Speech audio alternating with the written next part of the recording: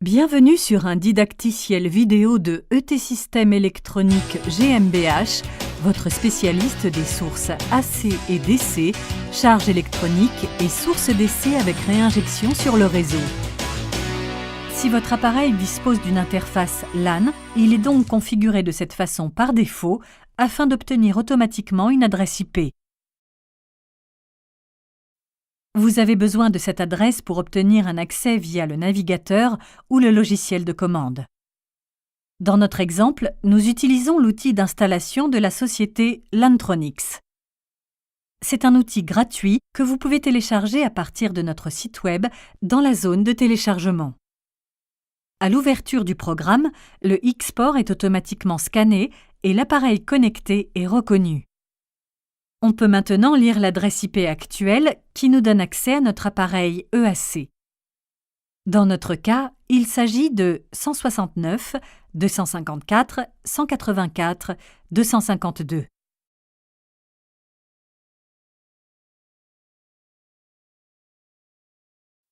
Je rentre maintenant cette adresse dans la barre d'adresse de mon navigateur. Veuillez noter que le plugin Java doit être installé. Il ouvre l'interface du navigateur de l'appareil. Dans le menu Config, nous pouvons maintenant désactiver l'allocation dynamique d'adresse IP et allouer à l'appareil une adresse IP fixe. Dans notre exemple, nous utilisons l'adresse IP 169.254.3.200. Après avoir appuyé sur le bouton Assign, notre source d'alimentation a maintenant une adresse IP fixe indépendante du réseau avec laquelle elle peut fonctionner. Pour appliquer les modifications, il faut éteindre l'appareil, puis le rallumer.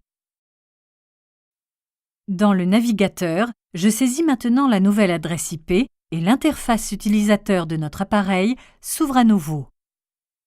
Dans le menu Config, j'ai maintenant accès aux différents paramètres et je peux contrôler à distance notre source d'alimentation via le navigateur. Dans la colonne de gauche, je peux régler la fréquence tant en continu qu'à travers les préréglages. 50, 60 et 400 Hz, dont la tension, la composante de tension continue, le courant maximal et la position de phase.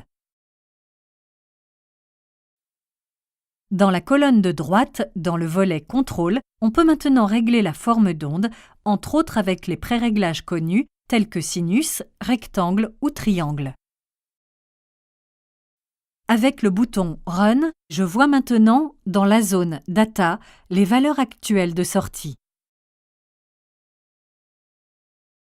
Via Back et Display, j'obtiens un écran d'affichage des données. Dans ce mode, je ne peux pas effectuer de réglage. Cela sert principalement à la surveillance à distance de notre source de tension. Ici, je peux également lire tous les paramètres que l'appareil met à disposition. Dans la zone Statut, nous voyons quelle forme d'onde est définie. Ici, il s'agit de sinus. Ensuite, nous voyons que l'appareil se trouve en mode Run, ce qui signifie qu'il n'est pas en mode de limitation de courant, et nous voyons aussi qu'il est sur Remote, donc actuellement contrôlé à distance, à savoir par l'intermédiaire de l'interface LAN. La ligne en dessous nous donne des informations sur la version du logiciel et l'adresse IP définie. En plus du contrôle via le navigateur, il est possible d'utiliser notre logiciel de contrôle EAC-S-LAN. Je dois d'abord à nouveau saisir l'adresse IP de ma source de tension pour établir une connexion. Pour cela, on appuie, après l'avoir saisi, sur le bouton Verbinden.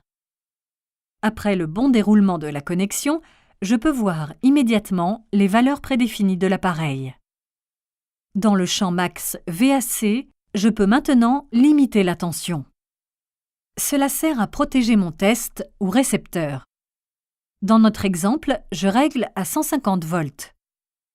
À partir de ce moment, il n'est plus possible de régler une tension plus élevée par l'intermédiaire du régulateur de tension. Les autres régulateurs sont l'intensité de courant maximale, la composante de tension en courant continu et la fréquence. Les valeurs peuvent être saisies en continu à l'aide du curseur, sur les touches fléchées du champ de saisie ou directement sur le clavier. Cet outil permet aussi de prédéfinir la forme d'onde. Comme on le sait déjà, sinus, rectangle, triangle. Un aspect important de la sécurité. Il n'est désormais pas possible de modifier à nouveau la tension maximale prédéfinie que j'ai choisie pour la protection. Pour ce faire, il faut déconnecter l'appareil, puis restaurer la connexion. Maintenant, nous voyons à nouveau les valeurs prédéfinies par défaut. Nous appuyons maintenant sur le bouton « Run » et nous voyons alors les valeurs effectives actuelles à la sortie. Si nous réglons maintenant le courant vers le bas, en deçà de la valeur actuellement effective correspondante, notre source de tension se met alors automatiquement en mode illimite. La tension s'ajuste vers le bas afin de maintenir constante la valeur que nous avons définie. Dans la partie droite de la fenêtre, nous avons la possibilité de laisser les séquences défiler. Dans le champ UAC, je détermine la tension. Dans le champ WF, la forme d'onde, qui ici est L pour sinus, et dans le champ à côté, la durée en secondes. Avec le bouton Hinzufügen, j'ajoute les données dans la liste de séquences. Dans notre exemple, nous laissons maintenant s'exécuter 3 réglages différents de manière séquentielle. Ici, j'ai encore la possibilité de saisir le nombre total de répétitions. Dans notre exemple, nous laissons la séquence s'exécuter 2 fois. Si le journal de données est activé, toutes les données seront stockées dans un fichier journal que je dois nommer dans ce domaine. Le fichier est créé dans le même répertoire que celui qui contient également le programme. Maintenant, il suffit de spécifier la fréquence à laquelle les données doivent être enregistrées. En appuyant sur le bouton Start, nous activons le défilement des séquences. Nous voyons sur la gauche que les valeurs changent en fonction de notre configuration séquentielle et nous voyons ici la barre de progression. Dans le répertoire du programme, ici notre bureau, nous voyons maintenant le fichier journal test.csv. On l'ouvre maintenant avec Excel et nous avons une vue d'ensemble de toutes les données de l'appareil. La date et l'heure, la tension alternative effective, le courant effectif, la composante DC, la fréquence et ainsi de suite.